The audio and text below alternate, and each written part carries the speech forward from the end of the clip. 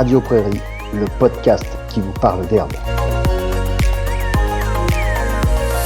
Et bienvenue dans Radio Prairie, la seule radio qui vous parle d'herbe, de prairie et de pâturage. Nous vous proposons chaque semaine et tout au long de la saison de pâturage de passer un coup de fil à Luc Delaby et probablement quelques invités pour lui soumettre nos questions, nos réflexions sur le pâturage. Luc est ingénieur de recherche à l'INRAE de Saint-Gilles près de Rennes et à la ferme expérimentale du Pin. Il travaille depuis de nombreuses années sur le pâturage et accompagne le groupe Herbe Franche-Comté depuis 15 ans. Allez, on chausse les bottes, les oreillettes et on appelle Luc en continuant à entretenir les clôtures, à mesurer de l'herbe ou mener de l'eau parce que c'est ça aussi l'avantage du podcast. Cette semaine, on voit comment gérer l'offre et la demande au pâturage.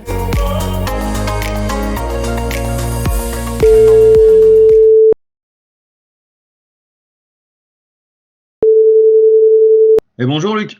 Salut Florian, comment ça va? Plutôt bien et toi-même?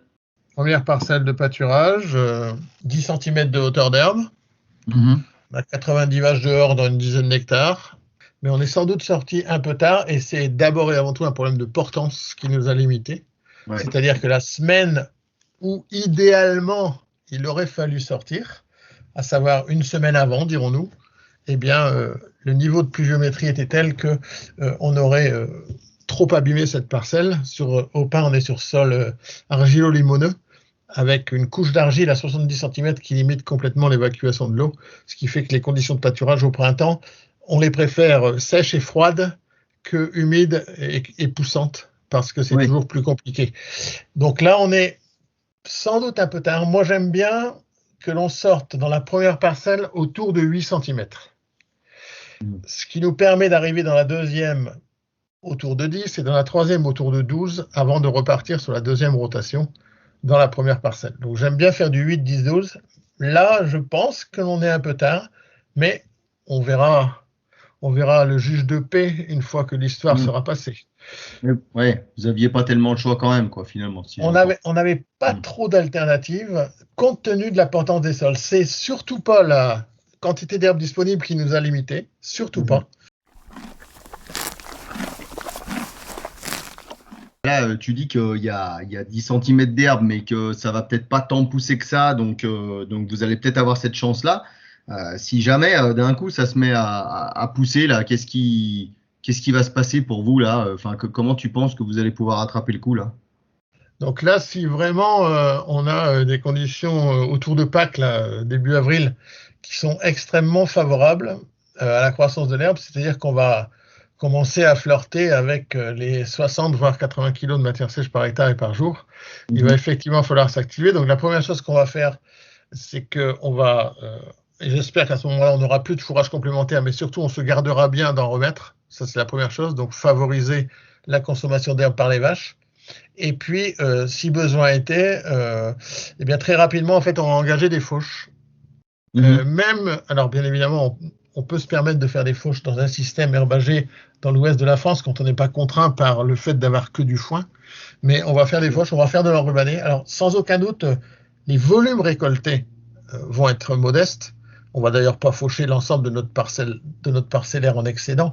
On va faucher une ou deux parcelles dans l'objectif essentiel d'en préparer la repousse pour pouvoir aller la pâturer au bon stade et au bon moment.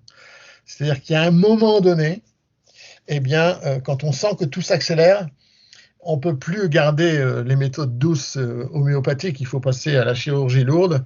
Et là, eh bien, on va faucher, on va engager des fauches. Alors, je dis bien, les fauches auront pour intérêt numéro 1 que de préparer la séquence de pâturage suivante. Pas vraiment de récolter des quantités de fourrage très importantes, puisque au tout début d'avril.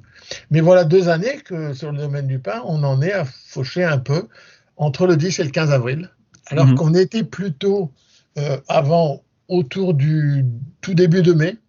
Mais là aussi, on a avancé. Alors, on a avancé pour des raisons de changement climatique qu'on a déjà évoquées, mais aussi parce que des années très poussantes au début d'avril nous obligent à préparer des repousses pour fin avril et donc à faucher des parcelles, surtout si on est sorti un peu tard. Quand l'offre devient excédentaire, eh bien, il nous faut absolument la réguler en la réduisant. Et la réduire, ça veut dire ça veut dire faucher pour stimuler les repousses de qualité, quoi.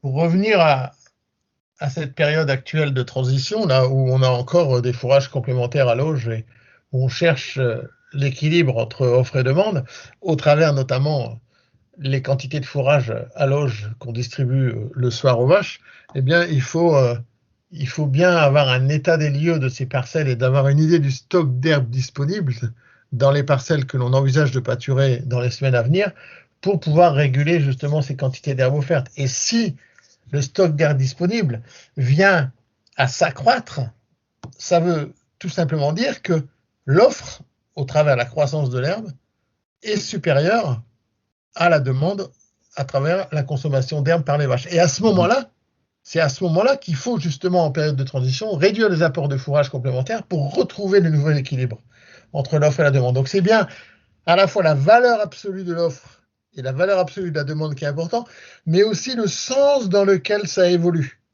Et c'est en ça où l'outil qu'on avait développé en 2005, là, dans le cadre de l'agrotransfert avec la région Bretagne, qui s'appelle Herbe Avenir, était intéressant parce qu'il permettait de projeter le devenir du stock d'herbe disponible. À savoir qu'on voyait dans quel sens il évoluait. Et son évolution, exprimée en termes de jours d'avance, devait nous inciter à prendre des décisions en matière de régulation.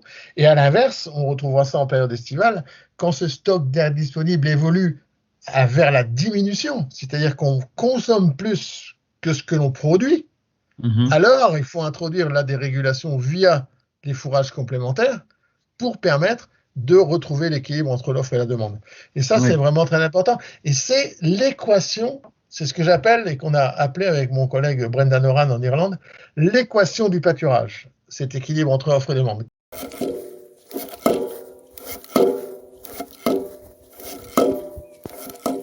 Qu'est-ce que c'est que l'offre?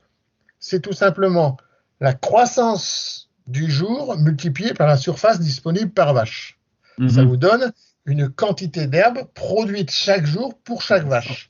Si par exemple, pour faire simple dans notre calcul, vous avez une croissance journalière de 60 kg de matière sèche par hectare et par jour, et que vous avez un niveau de chargement de 3 vaches par hectare, et bien chaque jour, vous produisez 20 kg de matière sèche par vache. Ça, c'est l'offre.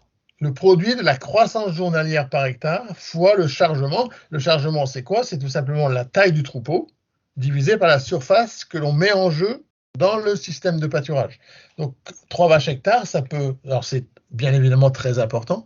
On est sur des chargements très élevés de printemps, très favorables, bien évidemment, mais ça veut dire en gros que l'on a 60 vaches qui vont consommer 20 hectares durant une rotation. Eh bien, 60 vaches qui consomment 20 hectares d'herbe durant une rotation, ça vous fait un chargement durant cette rotation de 3 vaches hectares. Et si vous produisez 20 kg de matière sèche par vache et par jour, vous produisez un peu trop par rapport à la demande qu'on peut estimer entre 16 et 18. Donc ça veut dire que dès qu'on va avoir une croissance autour de 54 kg de matière sèche par hectare et par jour, avec 3 vaches hectares, eh bien on produit suffisamment d'herbe pour les nourrir à 100% durant cette rotation. Donc il faut suivre dans quel sens évolue cette croissance. Et à l'inverse, quelle est la demande? La demande, je l'ai un peu exprimée tout à l'heure. On peut la fixer à 18 kg de matière sèche par vache et par jour en moyenne. Mais cette demande, il va falloir défalquer de cette valeur les apports de fourrage complémentaire s'il y en a et les apports de concentré s'il y en a, en sachant que le concentré n'ayant pas la même valeur d'encombrement que les fourrages, eh bien, pour 1 kg de concentré, on enlève l'équivalent de 0,4 kg d'herbe. Donc, mes vaches qui ont une demande individuelle de 18 kg par jour si elles ne recevaient que de l'herbe, si on leur donne 4 kg de concentré, grosso modo, on va enlever 1,6 kg, 1,8 kg d'herbe, donc 18 moins 1,6 kg, ça vous donne la demande journalière. Et il faut qu'en face, la croissance de l'herbe corresponde.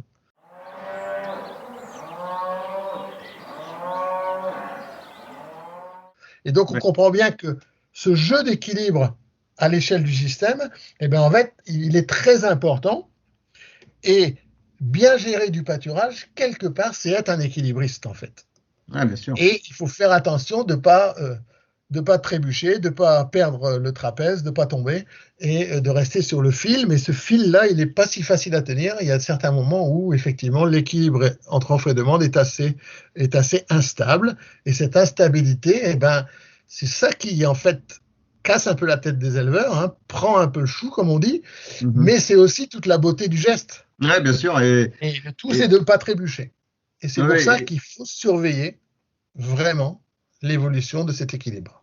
On parlera prochainement de la valeur de l'herbe parce qu'en fait, elle est vraiment aussi à l'origine de cet équilibre qu'il faut avoir, mais on reviendra dessus parce qu'il y a plein de choses intéressantes à dire là-dessus. Moi, ce que je retiens, c'est qu'en fait, tu viens de nous faire la démonstration que quand on commence à dire il faut un chargement de 30 arts par vache, de 40, de 50 arts par vache, bah, ça tombe pas du ciel. C'est la démonstration quand tout à l'heure tu disais il nous faut un chargement de 3 vaches à l'hectare. Bah, 3 vaches à l'hectare, c'est 33 arts par vache. Et voilà, quand ça pousse, entre 60 70 kilos de matière sèche à l'hectare, voilà ce qu'il faut. Donc ça ne sort pas de nulle part. C'est pour ça qu'on fait ces recommandations-là. Mais ça n'empêche que même si on les fait, eh ben, l'éleveur peut être un équilibriste et même un artiste. Voilà, c'est ça, c'est exactement ça. C'est-à-dire que cette valeur de référence, 33 arts par vache, 25 arts par vache, est là aussi un guide. Mais certaines années, 22 arts suffiront. Certaines années, 28 arts seront nécessaires, alors que le guide était à 25. Et cet ajustement-là, eh bien, c'est justement le travail de l'équilibriste, c'est de trouver la bonne valeur. Bon, merci beaucoup, Luc. Merci, Florian. Au plaisir de se retrouver pour la suite sur Radio Prairie. Évidemment, avec grand plaisir comme d'habitude. À bientôt, à la semaine prochaine. Salut. Allez, réagissez, commentez, interpellez-nous même. Rendez-vous la semaine prochaine et n'oubliez pas de pâturage. Chaque mardi, retrouvez un nouvel épisode de Radio Prairie sur la chaîne YouTube du groupe Herbe Franche-Comté. Radio Prairie, le podcast qui vous parle d'herbe.